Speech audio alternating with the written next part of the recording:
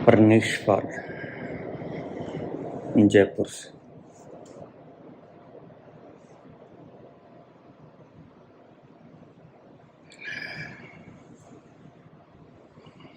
बाबा जी प्रणाम। सुख तुम्हारी कल्पनाओं में है, शरीरों में नहीं। शिव सूत्र।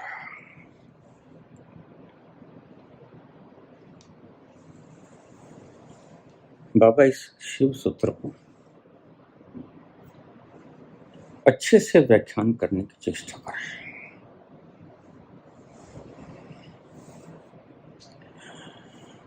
सनातन धर्म में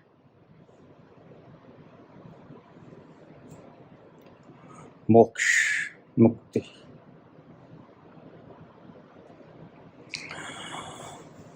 मोक्ष का बड़ा जिक्र है। ऐसा रसीला जिक्र है कि जैसे हमने स्वर्ग का कोई अमृत फल चख लिया।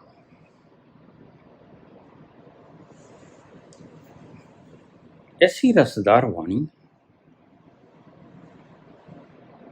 जिससे लगे है कि यह मुक्ति है क्या, क्यों चाहिए व्यक्ति को मुक्ति।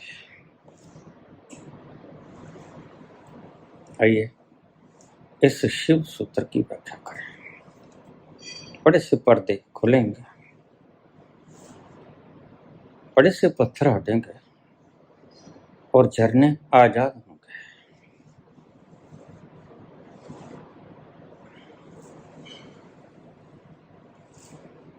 अभी थोड़ी देर पहले मेरे पास एक कमेंट आया,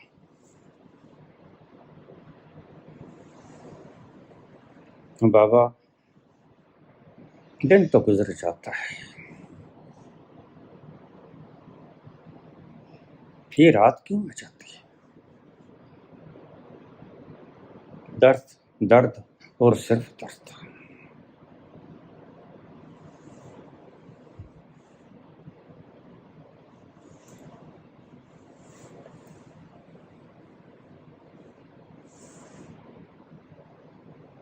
दर्द परमात्मा की तरफ जाने का,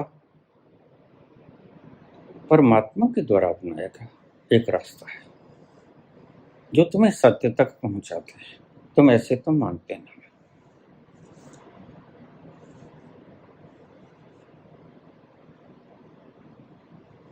कुछ लोग लेते हैं, कह देते हैं ये मुक्ति काहे को, कौन है मुक्त, कौन है बंधन। मैं कह देता हूं पुत्र, थोड़ा सा बुढ़ापा आने दो, थोड़ा कुछ शौक लग जाने दो, थोड़ा सा कोई करंट लग जाए और तुम तड़पने लगो। ईश्वर न करे ऐसा हो, लेकिन ईश्वर करे कि ऐसा हो। क्यों? जन्मों जन्मों से तुम्हारी निद्रा तंद्रा टूटी नहीं,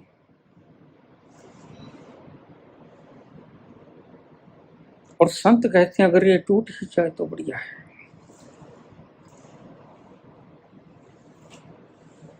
जन्मों जन्मों का तुम्हारा रोग शांत हो जाएगा, फिर तुम नहीं कहोगे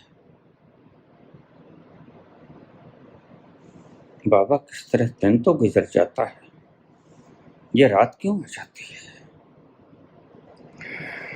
ऐसे घड़ घड़ के शब्द लिखते हैं शिव कि तंद्राएं टूट जाती हैं। बड़े प्यारे शब्द हैं और ऐसे तरतीब से लिखे गए कि इन्हें पढ़कर भ्रम टूट जाता है।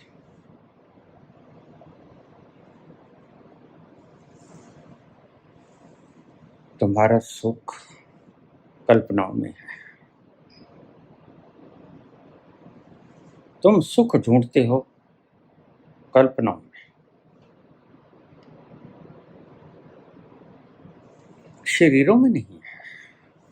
बड़ा प्यारा सूत्र है। सत्य में सुख नहीं है, सुख तुम्हारी बनावट है मन की, वास्तव में नहीं।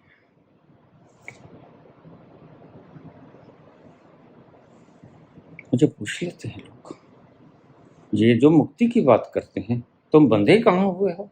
मैंने कहा नहीं, ये बंधन बड़े कच्चे धागे के हैं, तुम्हें दिखते हैं। ये बिल्कुल ठीक कि कोई संगली,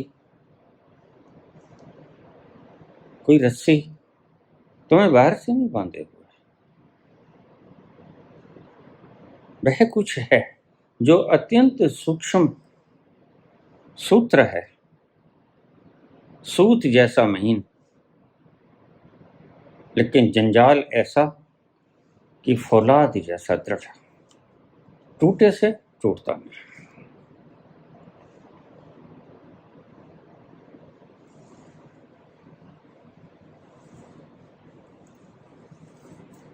कल ही किसी ने पूछा, बाबा जब तुम कहते हो अकेला मैं सुखी हूं और सारी दुनिया दुखी है, तो तन बदन में आग लग जाती है, लगता है तुम्हारा भोगरा फूट दूं।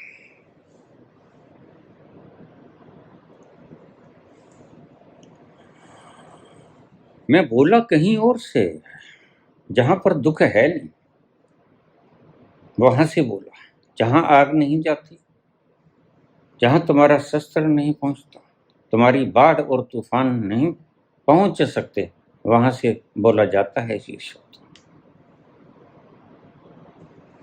और कृष्ण तो मजे से कह देते हैं, वह मैं हूं जिसे शस्त्र नहीं काट सकता, जिसे आग नहीं जला सकती, और तुम मजे से स्वीकार कर लेते हो।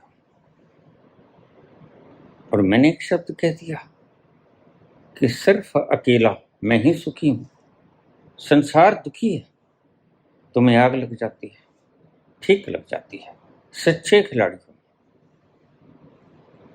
और सत्य परमात्मा तक पहुंचने की पहली सीढ़ी है।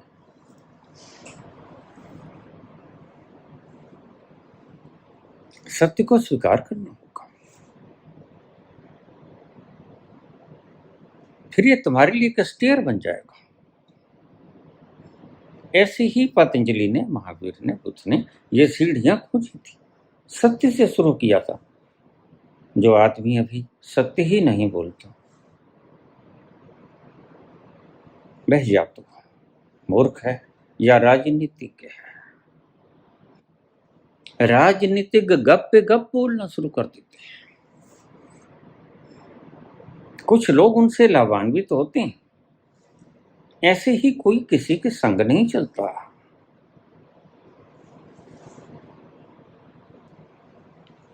मैं कहता हूं अकेला मैं सुखी हूं, तुम्हारा अहंकार चूर चूर हो जाता है, क्योंकि तुमने सपने बना लिए हैं। वही बाबा कहते हैं, सुख तुम्हारी कल्पनाओं में है, शरीरों में नहीं। बड़े मजे की बात है, जिस शरीर से तुम इतना मंत्रमुग्ध होते हो, सजाते हो, संवारते हो, लटाएं घुंघराली करते हो, गालों पर काला तिल लगाते हो,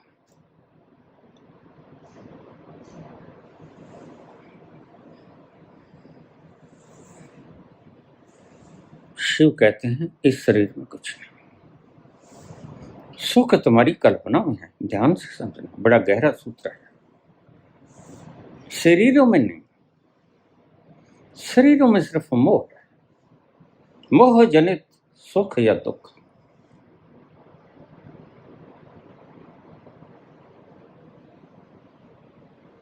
कल्पनाओं में सुख है। तो पूछा है, अब ब्रह्मचर्य की बात करते हो।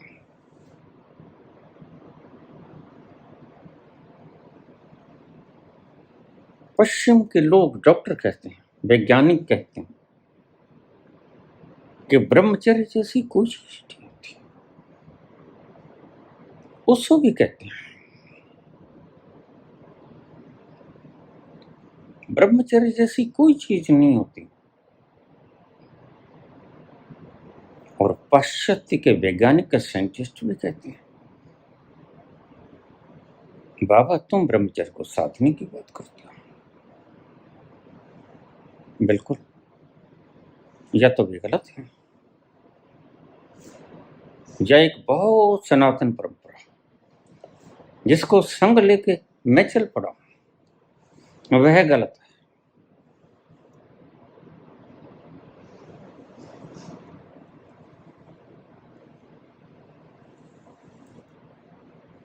ये माना साधता ने।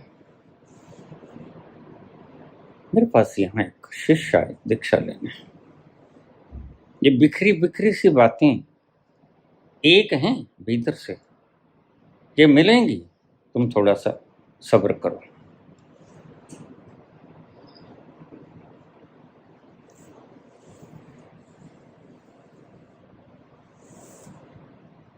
बाबा ध्यान ठीक से नहीं हो पाता, दीक्षा लेने लगे, कंप गए। मैंने कहा तुम तो अभी कंपे जा रहे हो।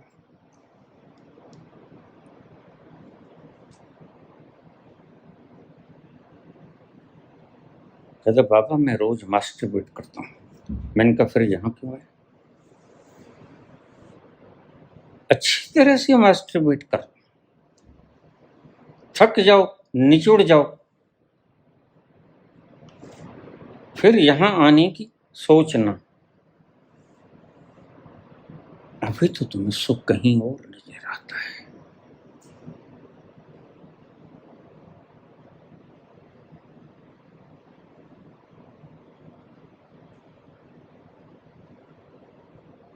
इसी शरीर को अगर तुम मरा हुआ देख लो, लाश, सड़ांध मारती हुई लाश, बिल्कुल यही है। 2 दिन रख दो जरा, प्राण विहीन हो गया। यह लाश में दुर्गंध आने लगेगी, कीड़े पड़ जाएंगे, तुम कहोगे जल्दी करो। ये वही देह है जिसमें प्राण थे, और तुम्हारे कुछ कुछ थे, और जिनके बिना तुम्हारे प्राण निकले निकले जाते थे, और आज इनके होने से तुम्हारे प्राण निकले निकले जाते हैं, तुम्हें बदबू आती है।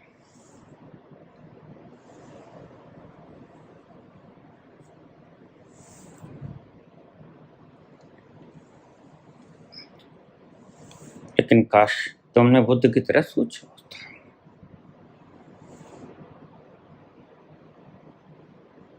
बुद्ध बीमार को देखते हैं, खुद बीमार हो जाते हैं। बुद्ध बूढ़े को देखते हैं, कमर झुकी हुई। खांसता हुआ व्यक्ति राज्य यक्षमा से पीड़ित, टीबी, ट्यूबरकुलोसिस, उसको देखते हैं, खुद वृद्ध हो जाते हैं। मृत लाश को देखते हैं, अर्थी को देखते हैं, पूछते हैं चेतक यह क्या है? राजकुमार इतने प्रेम से पूछा। लाख सुधोधन ने रोका, बताना मत इसे हरियाली में ले जाना। और ऐसे ही भले थे बुद्ध। उसके जागने से पहले रात के झरे हुए पीले पत्ते चुग लिए जाते, रात के गिरे हुए मृत फूल चुग लिए जाते, हरियाली ही हरियाली, खिलावट ही खिलावट नजर आती। एक घास का पत्ता भी ऐसा नहीं होता जिसका तिनका बन गया हो। चुग लिए जाते सारे।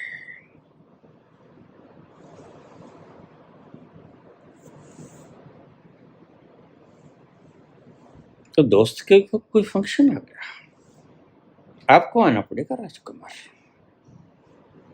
हाँ मैं आऊंगा, गौतम बोले।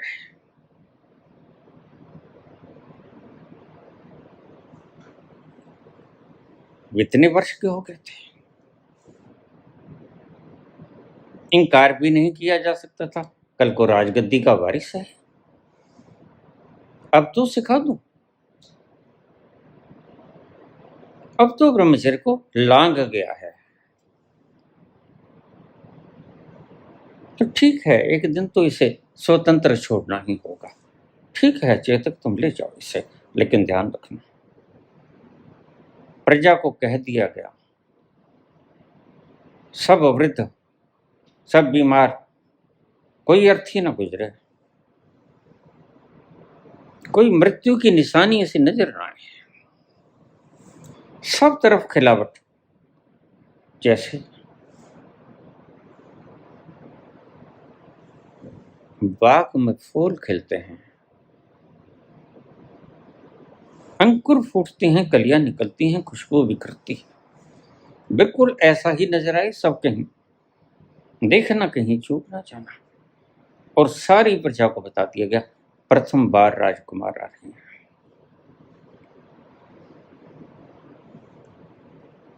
बड़ी खुशी थी, आज तक राजकुमार का किसी ने मुख नहीं देखा था। हमारे आने वाले राजा कौन, कैसे हैं? सुना है, बड़े सुंदर।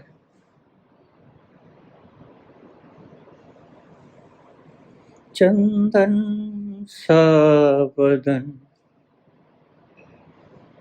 चंदन सा बदन, चंचल चितवन, धीरे से तेरा यूं मुस्काना,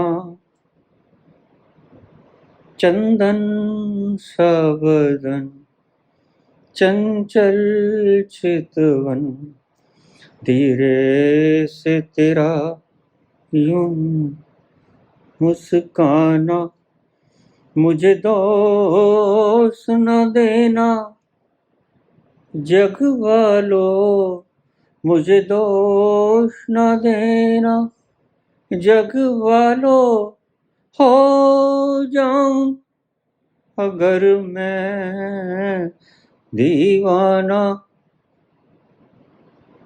चंदन सा बदन, चंचल चितवन। कैसा होगा राजकुमार हमारा? बिल्कुल ऐसा ही था, सुनहरी बाल, घुंघराले बाल, बड़ा सुंदर था बुद्ध। गौतम को ढक ढूंढ के रखा हुआ था, कभी उसको बाहर की हवा ना लगने दी थी।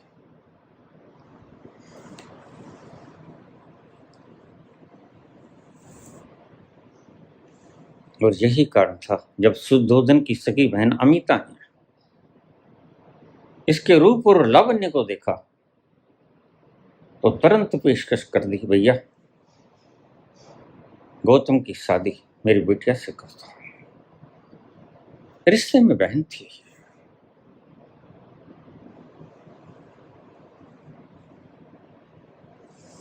शुद्धोधन ने कहा, ठीक रहेगा, बाहर जाना इसका ठीक नहीं, इतना सौंदर्य और लावण्य से आपूरित यह बच्चा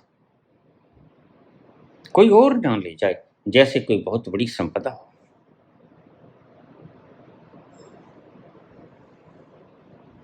तो उसकी शादी कर दी गई।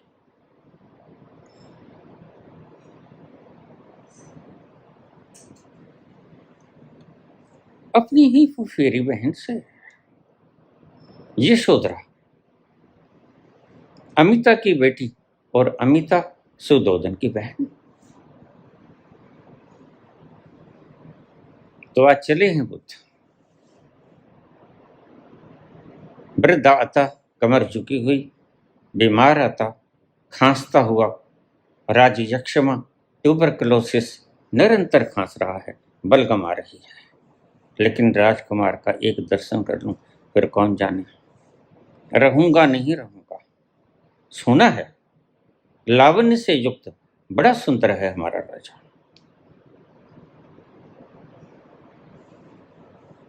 बुद्ध और महावीर से सुंदर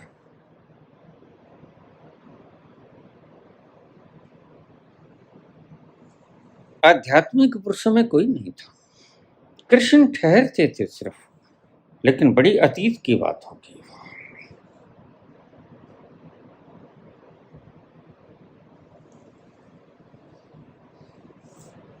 ऐसा ढला, उसके लावण्य का जादू और उसकी प्रेम की मुस्कुराहट युक्त वाणी शीतल धीरज से भरी हुई। तो बुद्ध ने पूछा, चेतक, यह कौन? राजकुमार, यद्यपि राजा ने मना किया है, लेकिन मैं अपनी जान को हथेली पर रख के तुमने इतने प्रेम से पूछा, इनकार भी तो नहीं कर सकता। यह वृद्ध हो गया है। वृद्ध मैं भी हो जाऊंगा?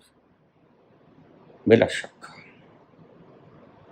थोड़ी दूर एक राग यक्षमा से टीबी से पीड़ित खांस रहा है। लगातार खांसी नहीं बंद हो रही, बलगम निकल रहा है और बलगम को भीतर ही पिए जाता है, लेकिन राजकुमार की एक झलक पानी है। उस खांसते हुए व्यक्ति को देखा। ठहरो चेतक, ये कौन? ये क्या हो गया? ऐसे सांस भी नहीं लेता ठीक से। यह रोगी है। क्या रोग है इसे? इसे राजयक्षमा है।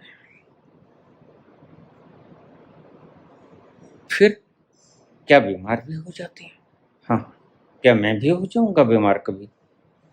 बिल्कुल राजकुमार, हो सकते हो। आदमी का शरीर दुखों का भरा है।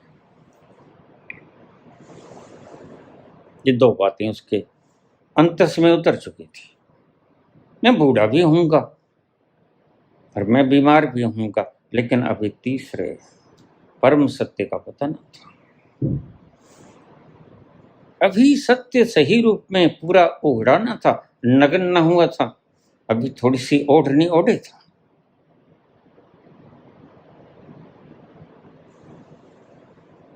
आगे क्या?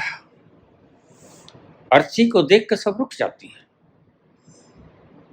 चेतक भी रुक गया, रथ रोक दिया गया। राम राम सत्य है, राम राम सत्य है। राजकुमार ने देखा, यह कौन?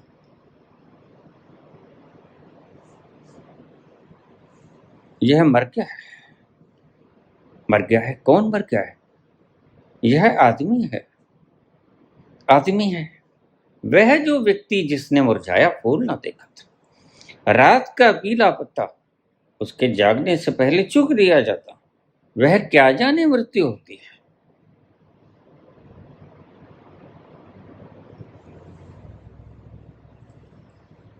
और मृत्यु ऐसी कि तुम जितनी छुपाओगे वह उगड़ उगड़ बाहर आएगी। सत्य कभी छुपाए से छुपता है?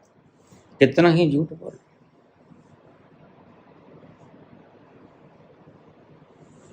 यद्यपि झूठ बोलने वाला समझता है ये झूठ झूठ ही रहेगा सदा, लेकिन याद रखना, सोए हुए थे चैन से ओढ़े हुए कफन। ये झूठ कितना ही कफन ओढ़ के कब्रिस्तान में सो जाए, यहां भी सताने आ गए। किसने पता बता दिया? कोई ना कोई उहाड़ ही लेगा। तुम बच ना पाओगे। और यहां की सृष्टि से बचे तो उसकी सृष्टि से तो ना बचा पाओगे। जो कण कण में व्यापक है, निरंतर देख रहा है, उससे न छिपा पाओगे। बस तुम्हें यही रोग मार जाता है। क्या वो है? और झट से तुम्हें जवाब मिलता है, नहीं वो नहीं। यही मार खा गई मानवता। मूर्खों, मूढ़ों, अज्ञानियों, अंधों के पीछे लग गई दुनिया। और मेरा ये शब्द आप याद रखना, मैं अक्सर दोहराता हूं। जो किसी ने देखा नहीं वह होता नहीं। आप लिख लो इसको हृदय में। किसी को भी परखना हो, किसी को भी परखना हो, ये मेजरमेंट की तरह, एक पैमाने की तरह, एक मापदंड की तरह इसको कसवट्टी के रूप में ले लेना। जो देखा नहीं वह होता नहीं, अज्ञानी की यह भाषा और धारणा होती है। ज्ञानी की धारणा शुद्ध शुद्ध होती है। ज्ञानी बोलता है वह है। मैं कहता आँखों देखी, तुम कहते कागज की लिखी। तुमने कही होगी किसी की लिखी हुई बातें, वो मार्कस ने कही हो, चारवाक ने, नीत्शे ने कही, स्टॉलिन ने कही हो, हिटलर ने कही हो, लेकिन मैं कहता आँखों देखी। कबीर कहते मैं आँखों देखी कहता हूँ। और बड़े मजे की बात है, ये आँखों देखी बातें कहने वाले कबीर प्रिय हो जाते हैं उन आचार्यों के जो बेचारे कभी अंदर पे नहीं गए, कभी कंपटीशन किया, यूपीएससी लड़े, कभी आईएएस बने, कभी कुर्सियों पे बैठे और कभी इस तरफ झुकाव हो गया। ये लाखों किताबों भी रच दें, लेकिन अगर उस तल पे न पहुंचे, जिस तल पर पहुंचकर लाखों शस्त्र लिखे जा सकते हैं, लाखों शस्त्र बोले जा सकते हैं, तो फिर ये बोल तो बहुत कुछ देंगे, लेकिन उस बोल में सत्यता नहीं होगी। शादी बंधन है तो इनके लिए बंधन है भाई।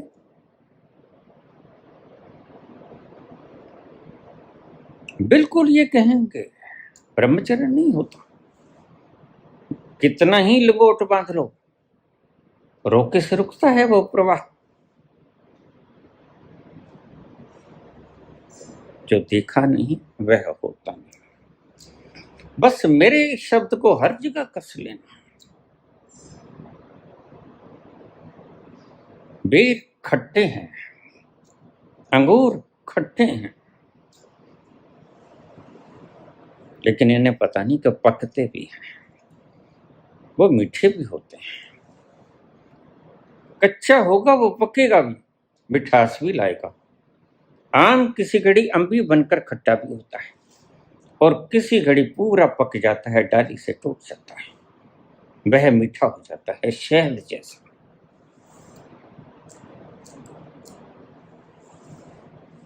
तो ध्यान रखना, यहां वैचारिक तो बहुत है, और ये वैचारिक मात्र फिलोसोफर है। शब्दों से सत्य को ढूंढने की कवायद न कभी कामयाब हुई न कभी होगी। सत्य की कवायद अनुभव से खोजी जाती है। सत्य का पर्दा उठता है सत्य में विलीन होने से, सत्य के प्रति बात करने से नहीं। इसलिए मैं रोज शंकराचार्य को कहता हूं, क्या आवश्यकता थी जब तुमने जान लिया कि वह विराट है, फिर पोथी लेकर जगह जगह पर क्यों सिर मार रहे हो? ये झंडा किसका बुलंद कर रहे हो? अहंकार का नहीं है, ये अहंकार का है। अगर तुम कहते हो बाबा, जब तुम कहते हो कि मैं सुखी हूं अकेला, बाकी सब दुखी हैं, तो ऐसा लगता है तुम्हारा भोबरा फोड़ दूं। बिल्कुल, तुम्हारा अहंकार टूट जाता है, तुम्हारा सब कमा कमाया एक क्षण में मेरे ये शब्द मिट्टी कर देते हैं। तो मेरे दोष ढूंढने लोगों, देख लेना आज नहीं कल, इसके दोष ढूंढो, ढूंढ लेना, मजे से ढूंढो। लेकिन एक बात याद रखना, हमारे बुजुर्ग कहा करते थे, कहावत तो पंजाबी में है और हमारे हरियाणा में भी है, जो पेंट सिलाता है वह मूत्र त्याग के लिए स्थान जरूर रख लेता है। समझाती है? हाँ, तुम खंगालो, क्या पाओगे? एक जर्जर शरीर जो 4 कदम नहीं चल सकता, जिसने 13 वर्ष से बामुश्किल कुछ मिनट के लिए बाहर का मुकाम देखा, कभी हॉस्पिटलाइज हुआ, शरीर बीमार हो गया, टांगड़ी टूट गई, मजबूरी थी।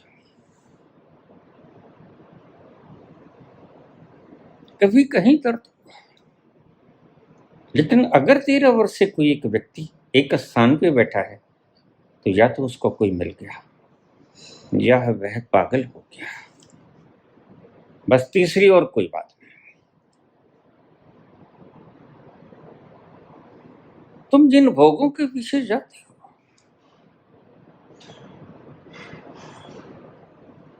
हमारे यहाँ एक बच्चा है, रिश्ते में मेरा भतीजा लगता है, ये सबकी मृत्यु के ऊपर जाता है, सबकी अर्थी के साथ जाता है। मैंने सोचा शायद कबीर का वो फार्मूला आजमाता होगा, अर्थी के पीछे पीछे जाना, किसी दिन जलती हुई उस चिता को देखकर तुम्हें अपनी मौत याद आ जाएगी। लेकिन नहीं, गलत था मेरा विचार।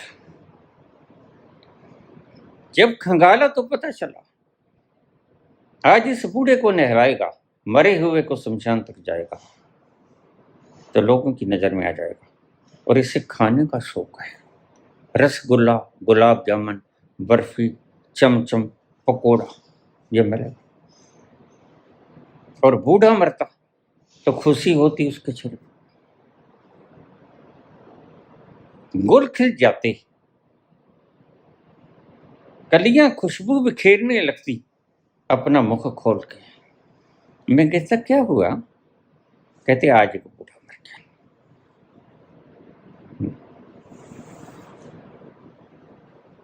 जाता तो और जगह भी। आज क्या हुआ? आज कुछ उदास हो? नहीं, वो फला मर गया है। फिर आज उदासी क्यों? वो जवान था, यानी खाने को रसगुल्ला नहीं मिलेगा। अब मैं भीतर की बात जानता, मुझसे क्या छुपाएगा? घट घट के अंतस की जानत, भले बुरे की पीर परेशान। यह सोचता मुझसे छुपा ले, भला कहीं छिपा है? सच्चाई छुप नहीं सकती बनावट के असूलों से। तुम लाख कहो, वे देखो इम्ज बना दिया, नहीं, तुम्हें खाली जमीन मिलेगी। मूर्ख बनाने की चेष्टा मत करो, मूर्ख बनाने से पहले तुम खुद मूर्ख बन जाते हो। तुम्हारी जब आंखें खुलेंगी तो तुम यही तथ्य पाओगे, मर तो सभी ने जाना है। किसी को तुम मार दोगे, किसी को मौत मार देगी, और फिर तुम्हारे हाथों से मरना अच्छा है। मौत तुम्हारी ही देगी, तो इससे पहले कि मौत मारे, तुम्हारे हाथों से मरना ज्यादा अच्छा। इसलिए मैं ढूंढता हूं कोई आए और मुझे गोलियों से उड़ा दे, कोई आए और मुझे बम से उड़ा दे। मरना तो है, कौन बच पाया? तुम्हारी 100 पीढ़ियों के नाम वह पांडे गिना देंगे। जरा जाओ हर की पौड़ी,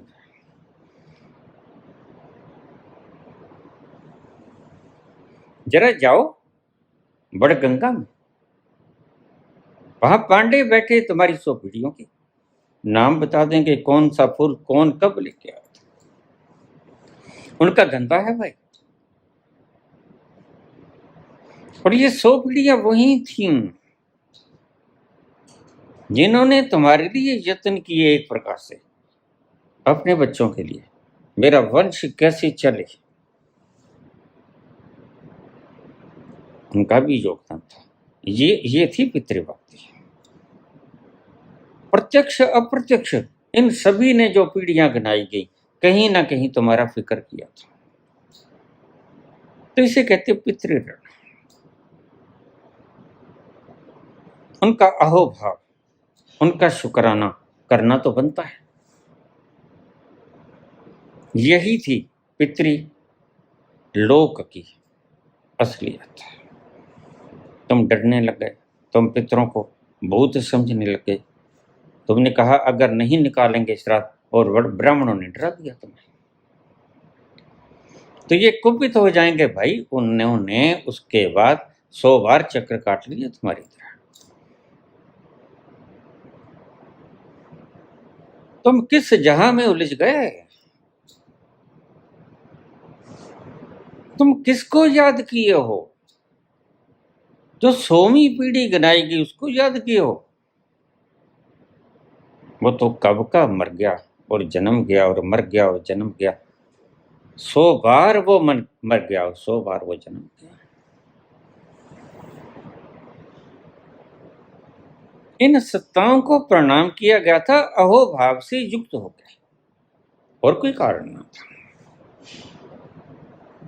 लेकिन तुमने बात का बतंगड़ बना दिया, तुम डरने लगे इनसे। जरा देखो, तुम श्राद्ध खिलाते हो, उसको श्राद्ध खिलाते हो जिसका पेट तुमने यहां जला दिया, जिसका पेट कब्रिस्तान में दफन है। उसका पेट तो कब्रिस्तान में दफन है, या उसका पेट तो शमशान में जल गया, और हड्डियां थी बाकी बची वो तुमने गंगा में प्रवाहित कर दी। किसको खिलाओगे श्राद्ध? जरा बताओ तो, कोई है? या महज कल्पना है डर की? बस यही कहते हैं शिव बाबा। अब मैं प्रसंग पूरा कर लिया भूमिका के रूप में, अब मैं इस कहानी को आगे छेड़ू। गौतम ने पूछा, चेतक, क्या मैं भी मर जाऊंगा? अब की बार झिझका, बड़ा झिझका। अब ये अंतिम सवाल था, इसके आगे कोई सवाल नहीं पूछता। मैं शरीर ही तो हूं।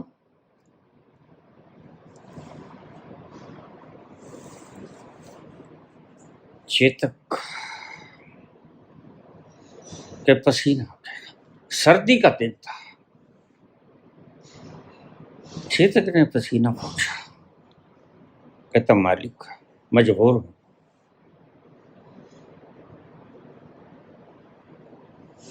राजा से डर लगता है। राजा से कौन नहीं डरता? राजा के डर से तो तुम गंगा स्नान करके शुद्ध हो जाते हो। राजा से डर कर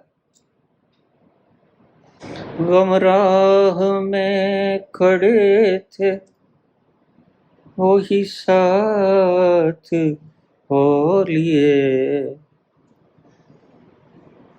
गमराह में खड़े थे, वही साथ हो लिए। खुद दिल से दिल की बात कही और रो लिए। यूं हसरतों के दाग मोहब्बत में धो लिए। खुद दिल से दिल की बात कही और रो लिए। यूं हसरतों के दाग। ये राजा का डर, त्याग दो।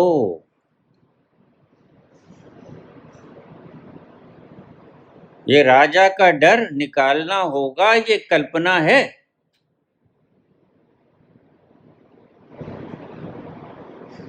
तुम उस मौत से डरते हो जो निश्चित है। अब मैं उस स्थान पे आ गया जहां सत्य की आग झेली नहीं जाती, जहां आकर न जिया जाता है न मरा जाता है।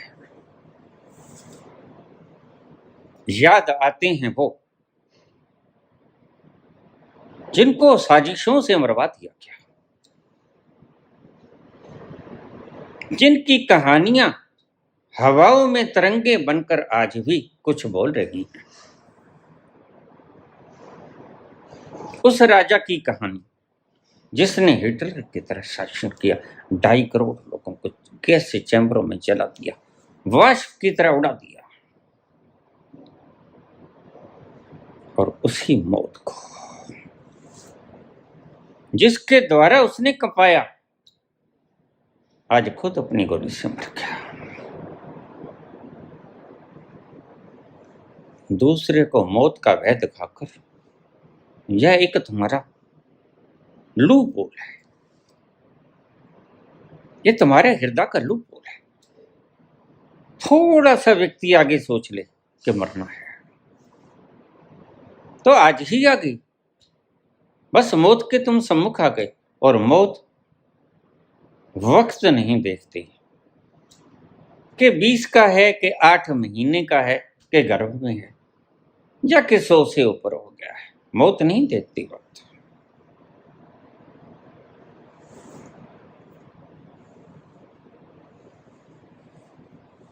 नींद न वेखे बिस्तरा ते भुख न वेखे भात, मौत न वेखे उम्र नू ते इश्क न पूछे जात। खुश हो गया। ये मनीष खूब उछलता है इश्क। न जाने इसकी महबूबा से याद आ जाती है। इश्क न वेखे जात, मजा आ गया।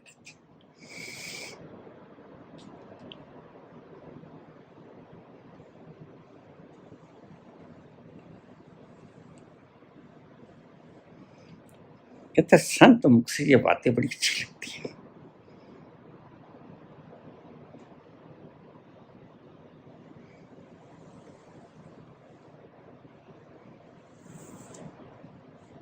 जागना होगा, अन्यथा फिर तुम्हारा जीना और मरना कोई अर्थ नहीं रखता। तुम कपे थे तो तुम बगावत न कर सके इन जालिम पंडितों के।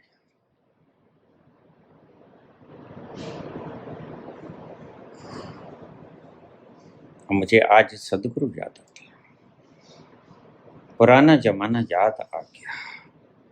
वो भूली दास्तां लो फिर याद आ गई, नजर के सामने घटा सी छा गई। तुम बाकी दुखी, जरा ये देख लिया करो, मैं बोलता कहाँ से? मैं उस तल से बोलता हूँ, उस क्षण जहां कृष्ण बैठे हैं। अनन्यास चिंत्यन्तो मां ये जना पर्युपास्ते तेषां नित्याभुक्तानां योगक्षेमं भावना। सर्वधर्मान् परित्यज्येत मामेकं शरणं व्रज, मेरी शरण में आ जा। ये जो कृष्ण कहते हैं मेरी शरण में आ जा, उसी तल से निकलते हैं ये अल्फाज। मैं अकेला सुखी हूं और कृष्ण के अलावा कोई सुखी भी नहीं। ठीक कहते हैं भगवान। उसकी याद ही काफी है। तुम कितना ही राम राम किए जाओ, राधे राधे किए जाओ, लेकिन जब तक तुम्हारी जान नहीं खींचता वो उसकी याद, सुध नहीं बिसराती उसकी याद, तुम धक्के नहीं मारती उसकी यादों को, तो सुमरन क्या खाक हुआ। वक्त की खराबी है। वो ताश खेल लो या राम राम कर लो, बराबर है। या जुआ खेल लो, कोई बात नहीं, बल्कि जुआ साहस का काम है, राम राम करना भीरू भरना। कोई भी कायक घर की 4 दीवारी में बैठकर 7 दीवारों के भीतर बैठा राम राम जप सकता है, लेकिन साहसी वीर की तरह छाती नहीं तान सकता। जैसे गांधी खड़े हो जाते हैं पंचम के आगे। हाँ, जॉर्ज पंचम अकेले मेरे नहीं, तुमने मेरे भारतवर्ष के कपड़े छीन लिए, तुमने, और तुम उसके बुतों को गोली मारते हैं,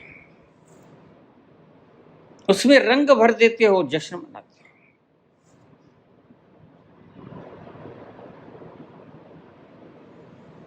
अभी मैंने कल ग्रोक से एक सवाल पूछा, चैट पैट से भी सवाल पूछा, मैं उसे चैट पैट कहता हूँ, वैसे चैट जीपीटी है। पूछा, जेठ बेटी तेरा मुझे बताना, ये इतना कॉन्फ्लिक्ट चल रहा है गांधी सावरकर, जरा मुझे तुम बता दो, तुम समझदार हो, एआई में ज़्यादा समझ होती है, हमारी बुद्धि कहीं उसके बदले सीमित है, एआई तुम असीम हो, जरा बताओ दोनों में से एक को निकाल दो।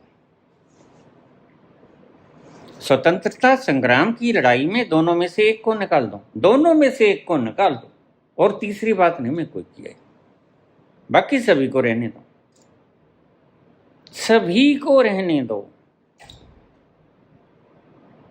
कोई ना छूटे बाकी, ना सुभाष चंद्र, ना भगत सिंह, ना कोई राजगुरु सुखदेव, कोई नहीं, सब बने रहें बरकरार, अपना अपना योगदान देते रहें। या सावरकर को निकाल दो या गांधी को निकाल दो। बिल्कुल मैंने सवाल पूछा, तुम पूछ लेना। तो कौन आजादी दिलाएगा और तुम किसे चुनोगे? तो एक बार तो चैटपट ने घबराया, आपने ऐसा सवाल पूछा, मेरी आत्मा को झंझोड़ गया। इधर उधर की बातें, उसमें ये खूबी थी, उसमें ये खूबी थी, उसमें ये था, उसमें ये था।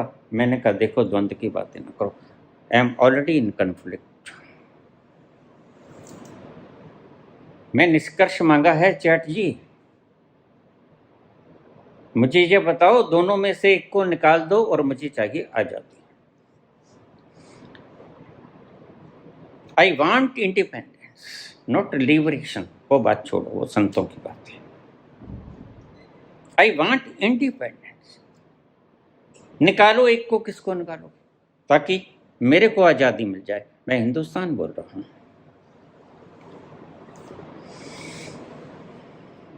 चैट पेट तो थोड़ा सा झिझका, अरे ऋषि तुमने सवाल बड़ा अचूबा पूछा। मैं ऐसा नहीं कि कभी किसी का जवाब नहीं दिया हो, जवाब तो देना पड़ेगा। एक को चुन लूं, बिल्कुल चुन लो, और देखिए पार्शलिटी मत करना, निष्पक्ष चुनना। ठीक, इसमें ये था, उसमें वो था, मगर फिर वही बात। ग्रोक जी ऐसा नहीं चलेगा, तुम बताओ एक को निकालो, किसको निकालते हो? सीधी सीधी बात, ये जगाई तो बहुत वर्षों से चल रही है, लेकिन मैं कम से कम मैं इस जगाई में नहीं पड़ूंगा। कल ही की बात है, तुम भी पूछ लिया करो, जब द्वंद्व में होते हो तो सिर्फ बाबा के पास मत आया करो, ये भी बड़ी समस्याएं हल कर देता है। जब हम महफिल को छोड़ जाएंगे ना, तुम याद करके रोना मत। चैट जीपीटी बैठा है, ये ग्रोक बैठा है, ये तुम्हारी बहुत सी समस्याएं हल कर देगा। हम छोड़ चले हैं महफिल को, याद आए कभी तो मत रोना, हम छोड़ चले हैं महफिल को, याद आए कभी तो मत रोना, इस दिल को तसल्ली दे देना, घबराए कभी तो मत रोना, हम छोड़ चले हैं महफिल। अगर ऐसा कभी हो जाए, एक दिन होगा, मैं आश्वस्त हूं मित्र, मुझे कोई भ्रम नहीं है। I am not in conflict in this matter, कोई दुविधा नहीं मुझे, बिल्कुल आश्वस्त हूं, एक दिन मौत आएगी और वह अगला पल भी हो सकता है। सब माल उसका, जितनी देर वो जलाए उसकी मौज। मैं थोड़ा सा श्वास न दे तो मेरी क्या औकात है? मैं अपनी मर्जी से जी पाऊं, मेरी क्या औकात, जरा देखना तुम जी सकोगे? नहीं पुत्र, इतना वक्त नहीं। कहते पूरा गाना सुनो तो अच्छा लगता है, फिर कभी।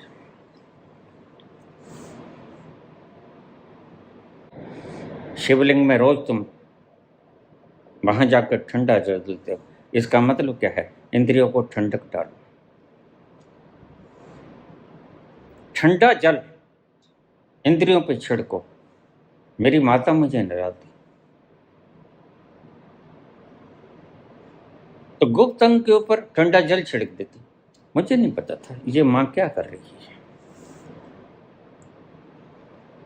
पुरानी औरतें, उनके पास बड़े जबरदस्त फार्मूले थे। यह बच्चा देर उम्र तक वासनाओं से घिरेगा, वासनाएं तो आखिर भीतर से उठेंगे, वो बात अलग, लेकिन जल्दी ना उठें। एक मंत्र सीख गया मैं वहां से। और ये जो पिंडी है ना शंकर की, ये तुम्हें यही सिखाती है। तुम अंधों की तरह जल दे के आ जाते हो ठंडा, लेकिन तुमने कभी सबक नहीं लिया इस सिंबॉलिक एब्रीविएशन से, इस प्रतीकात्मक चिन्ह से कि गुप्त अंग पर ठंडा जल छिड़क लो। इसे भड़काओ मत। और ब्रह्मचर्य का पहला साधन यही है। अब सीख लो सीखने वालों। पहला शब्द लिख लो। बाहर के वातावरण के उत्तेजना युक्त माहौल से बचो। जानबूझकर उत्तेजना ना फैलाओ। कैसे उत्तेजना फैलती है? तुम बार बार झांकते हो और बड़ा सामग्री है तुम्हारी वासनाओं को भड़काने के लिए, उनको तो पीसा चाहिए और तुम उनके शिकार हो जाते हो और पूर्ण फैलाती है। तुम छुप छुप के देखते हो। इनको बंद करो। पड़ोसियों की दीवार में जो सुराख निकाल रखे बंद कर दो। हंसो मत।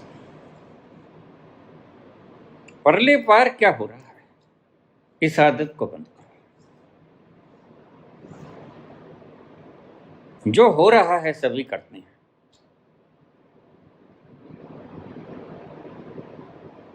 लेकिन काश तुमने ब्रह्मचर्य का महत्व जाना होता। तो ठीक कहेंगे ये आचार्य, होता नहीं।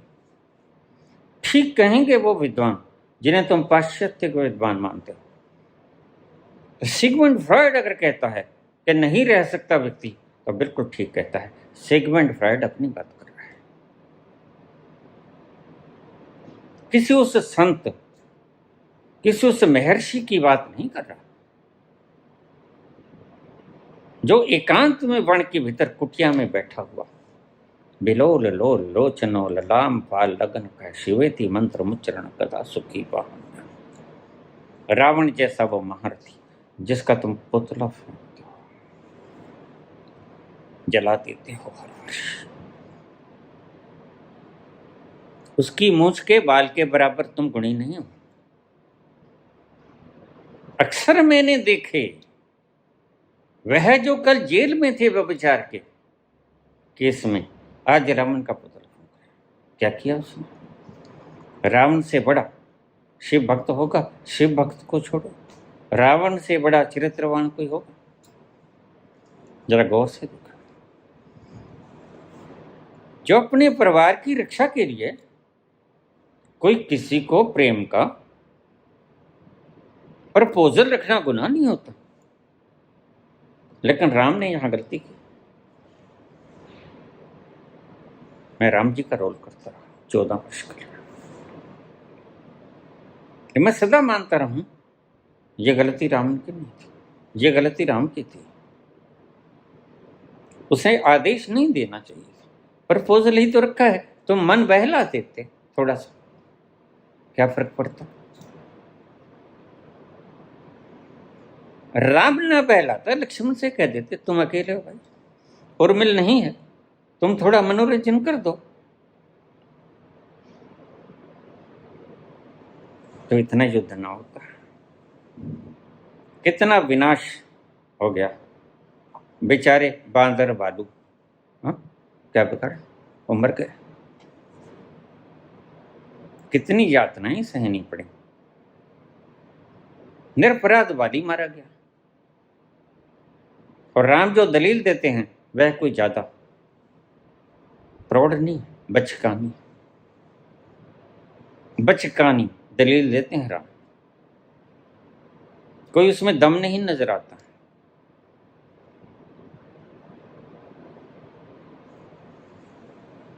जब पूछते हैं बाली, मैं बैरी सुग्रीव प्यारा, कारण खबर ना तो मोही मारा। मैं बैरी हो गया, सुग्रीव प्यारा हो गया, कारण क्या था प्रभु, मुझे बताओ, मुझे क्यों मारा, और वो भी धोखे से, पेट में। यहां राम राजनीतिक ज्यादा मालूम पड़ते हैं, त्यागी कम मालूम पड़ते हैं। स्वार्थ के लिए किसी बलि को मारते हैं, खुद का स्वार्थ। बाली बहुत गुणी था। बाली कहता प्रभु ठीक, अब मैं मर जाऊंगा। पता राम के वाणों से कौन बच पाया, लेकिन थोड़ा कहे तो होते।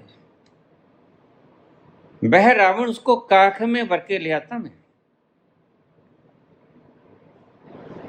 तुम उसके लिए मुझे निर्दोष का वध कर दिया, और बाली बिल्कुल निर्दोष थे, राम का तो कुछ नहीं बिगड़ा था। सनातन यहां ईमानदार निकला, सनातन ने यहां ईमानदारी बरती, और उसने कहा कि देखो यह किया तो इसने गलत है, धोखा। उसकी कचहरी में कोई राम नहीं और कोई रावण नहीं, उसकी कचहरी में सब इंसान, कोई शूद्र नहीं, कोई महान नहीं, उसकी कचहरी में सब समान है। तो इन ब्राह्मणों को भी अकल आ गई, वो कहते नहीं भुगतना तो पड़ेगा, और अगले जन्म में वही जरा नाम का व्याघ्र बनकर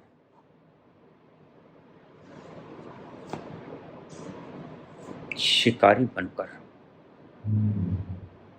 भगवान कृष्ण के पांव में सुदर्शन चक्र था, शरीर के आर पार कर देते हैं, विष बुझा हुआ तीर, जरा नाम था उनका।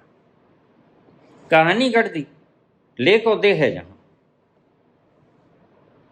कर्मों की बाधा से मुक्त कर गए, राम को मुक्त कर दिया, लेकिन राम नहीं मुक्त होता। दोनों के अपने अपने अवतार थे, कृष्ण राम का अवतार नहीं था, बस इस ढंग से अवतार बना लिया गया, क्योंकि राम मुक्त हुए गए, कृष्ण मुक्त हुए गए, एक दूसरे का अवतार कोई कैसे हो सकता है।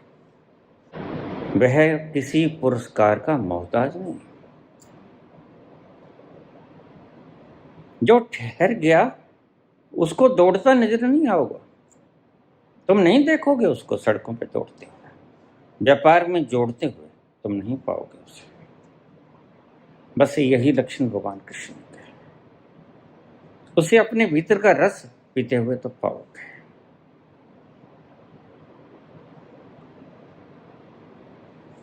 दौड़ते हुए नहीं पाओगे। स्थैर्य, आत्म विनिग्रह, वो अपने भीतर को अच्छी तरह से जान लेता है, और वह अच्छी तरह जानता है एक दिन मरना है। जहां बड़े बड़े सूर में जमी खा गई आसमां, कैसे कैसे जमाने ने मार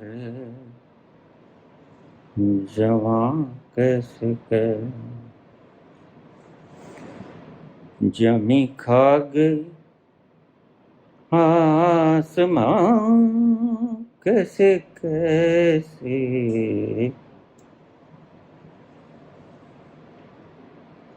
मरना एक दिन है, फिर क्यों ना गांधी की तरह मरा जाए। मुझे बड़ी सुंदर लगती है गांधी की मौत, इसलिए बार बार कहता हूं, कोई आए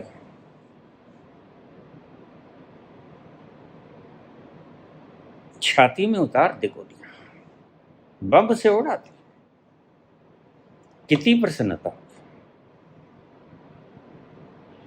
मरा मराया हूं जब से जन्मा, और सभी ऐसा होते हैं, तुम मान नहीं पाते। बस सिर्फ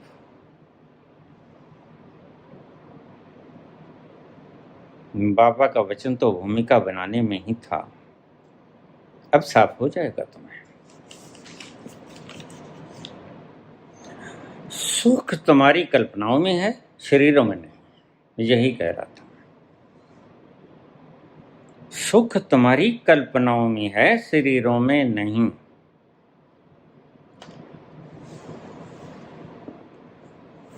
और तुम जो कहते हो ब्रह्मचर्य साधा नहीं जाता, तो ठीक कहते हो। अप्रत्यक्ष रूप से तुम ये कहते हो कि हमसे ब्रह्मचर्य साधा नहीं जाता। दूसरे का तो तुम्हें कोई पता नहीं। तो इते जिनको हम सम्मान देते हैं, ऋषि मुनि, महर्षि, देवर्षि, तो क्या कर रहे थे? तो कुटियाओं में बैठे मास्टरबेट कर रहे थे। अगर नहीं साधा जाता था, छोड़ो सत्योग, अभी कलयुग में आ जाओ। रामकृष्ण शारदा संग संग रहते हैं,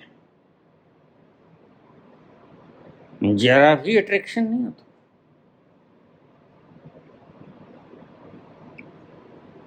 भामती और वाचस्पति मिश्र शादी करके जाता है, भूल जाता है। देखिए, जो सच्चे ब्रह्म सूत्र के भाष्य में खोएगा, वासनाओं को भूल ही जाएगा। यह अनिवार्य लक्षण है। और तुमने क्योंकि वो आनंद चखा नहीं, तो बिल्कुल तुम अपना अनुभव साझा कर सकते हो। होता नहीं, ठीक मेरे इस शब्द को लिख लो। जो देखा नहीं, आनंद तुमने देखा नहीं, तुम कहते होता। सुख है और वो पदार्थों में है, इसलिए पदार्थ इकट्ठा करो करो और करो। छीना झपटी करोगे, क्योंकि पदार्थ यहाँ सीमित मात्रा में, धरती परमात्मा ने सीमित बनाई, इसलिए व्यक्ति की वासनाएं बड़ी तेज है। अब खोजता है किसी तरह कहीं जीवन मिल जाए, मंगल पे मिल जाए, कहीं और मिल जाए, कहीं और मिल जाए, अपने पापों से डरता है। कल ये तो उड़ा देंगे पुतिन जैसे लोग।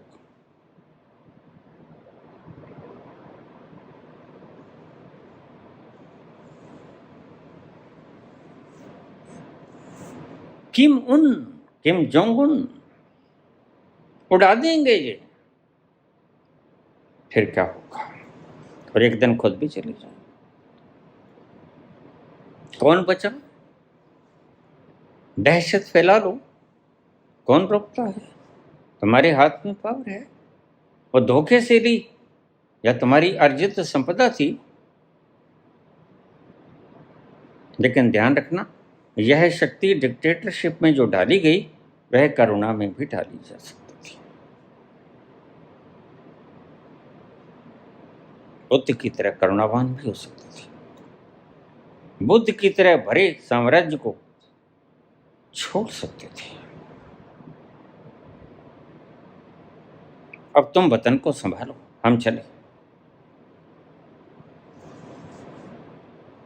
कर चले हम विदा जाने मन साथियों, अब तुम्हारे हवाले वतन साथियों।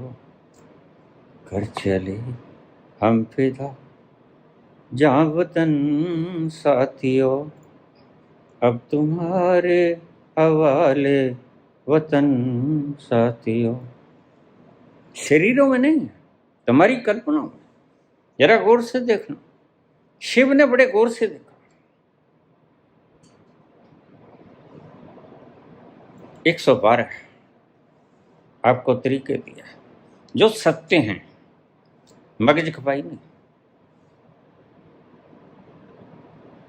मुक्ति, आनंद, सुख,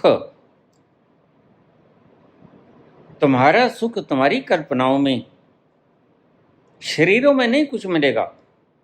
तुम कल्पनाओं से सुखों को लेना चाहते हो, क्योंकि शरीरों में तो दुख है। अभी एक बिटिया का मेरे पास आया था, वहीं से शुरू की थी बात। बाबा किसी तरह दिन तो गुजर जाता है, ये रात क्यों आ जाती है? दर्द दर्द और सिर्फ दर्द। कैंसराइटिस का पेशेंट। तुमने इस शरीर के दुख तकलीफों को देखा, यह बीमार भी हो सकता है। बुद्ध के लिए हो ही गया, जो हो सकता है वो हो गया। जो मृत्यु हो सकती है वह हो गई, तुम्हारे लिए भी हुई नहीं। तुम इतने दूरदर्शी बने नहीं। अभी तो तुम अगला सेशन और चाहते हो, अगले 15 वर्ष और राज करेंगे भाई। लेकिन ध्यान रखना, तृप्ति फिर भी नहीं आएगी। ईश्वर करे तुम 1500 साल तक राज करो, लेकिन हम चले जाएंगे। लेकिन तुम याद रखना,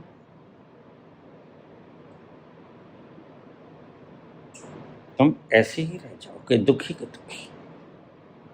तुम्हारे हाथ में ठूठा भिक्षा पत्र, पकड़े ही रह जाओगे तुम कहोगे बस एक मौका और दे दो।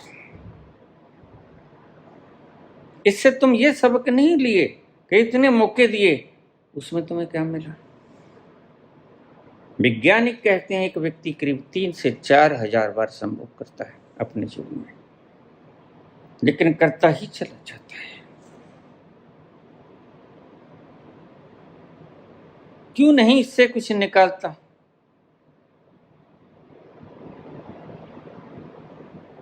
कुछ सेंस, कुछ रिजल्ट, कुछ रस के नहीं है भोग में, क्योंकि जाग के भोग नहीं करता। भोग करता है मूर्छा मूर्छा में, और मूर्छा में तो तुम भूल ही जाती हो। जाग के भोग करो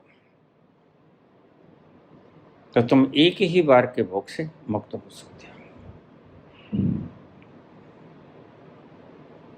भोग कुछ गलत नहीं है। वो जो उस अपरंपार आनंद में पहुंचे, उन्होंने भी सृष्टि की संरचना के लिए भोग किया। बच्चा तो महावीर भी पैदा करते हैं, एक बिटिया। बच्चा तो बुद्ध भी पैदा करते हैं, एक राहुल। बच्चा कबीर भी पैदा करते हैं, कमाल कमाली। बच्चा नानक भी पैदा करते हैं।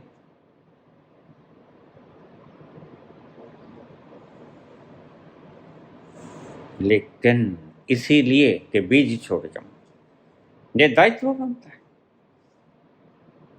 इसलिए मैंने कहा 2 बच्चे करना, और दोनों बच्चे तुम्हारे लिए होने चाहिए। एक बच्चा तुम्हारी सेवा करे, एक बच्चा देश की सेवा करे।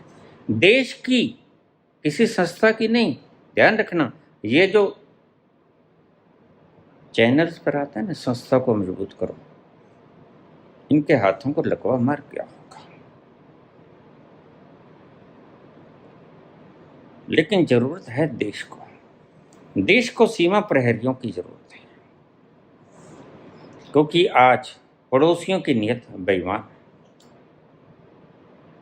तो तुम्हें गिद्ध जैसी निगाह रखनी होगी, और जापान की तरह दूसरों पर आश्रित होने की चेष्टा मत करना।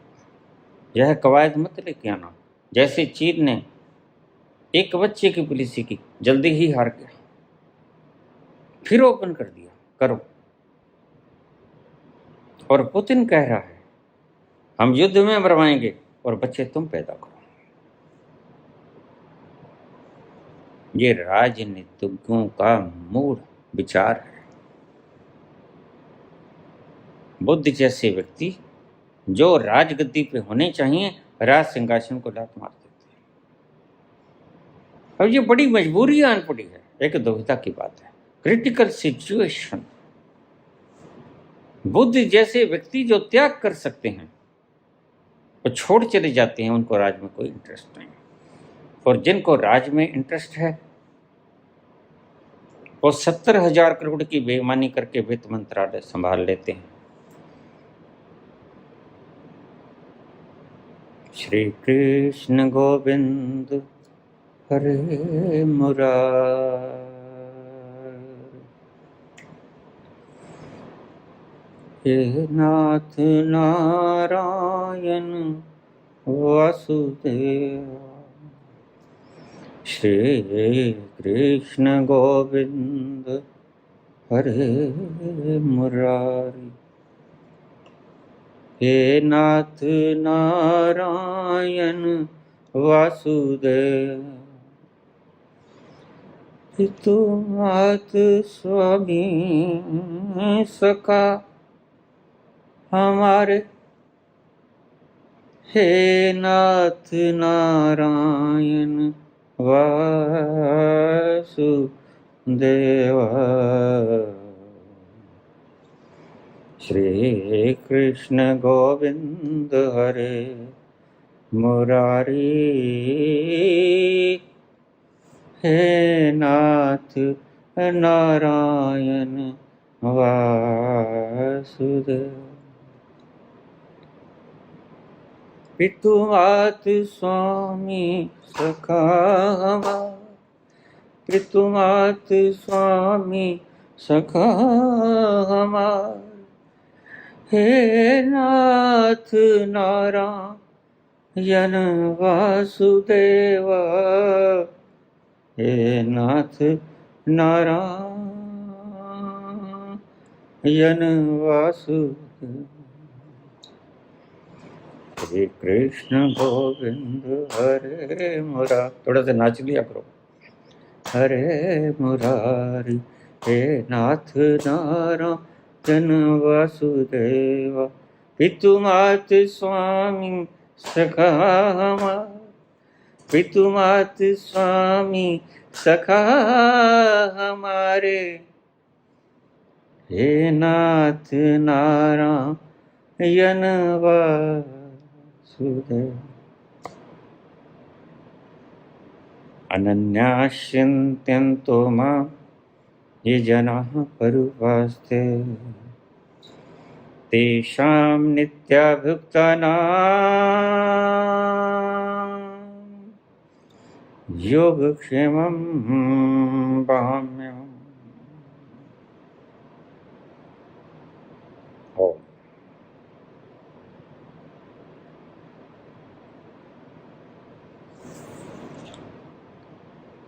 धन्यवाद।